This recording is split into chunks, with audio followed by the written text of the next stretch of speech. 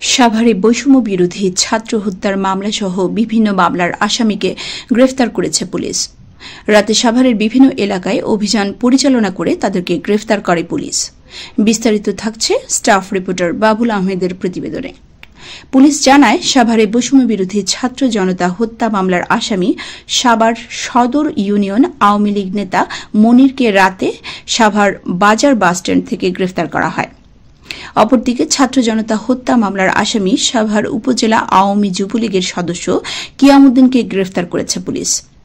এছাড়াও বৈষম্য বিরোধী ছাত্র জনতা হত্যা মামলার আসামি ঢাকা জেলা উত্তর ছাত্রলীগের উপপরিবেশ বিষয়ক সম্পাদক মেহেদী হাসান আকাশকে আমিনবাজার থেকে গ্রেফতার করেছে পুলিশ। অন্যদিকে একই মামলায় আমিনবাজার ইউনিয়ন যুবলীগের প্রচার সম্পাদক সায়েমকে গ্রেফতার করেছে পুলিশ। এদিকে সাভার থানার চলমান বিশেষ অভিযানে সিআর ওয়ারেন্টভুক্ত আসামি আতাউর রহমান সাভারের হেমায়েতপুর থেকে ১১০ পিস ইয়াবাসহ মাদক ব্যবসায়ী অপূজ চন্দ্র দাস ও সাভার থেকে চুরি হওয়া অটোরিকশা উদ্ধার ও চোর চক্রের প্রধান বিলকিস, মোহাম্মদ আলী ও রুবেল মুন্সিকে গ্রেফতার করেছে পুলিশ।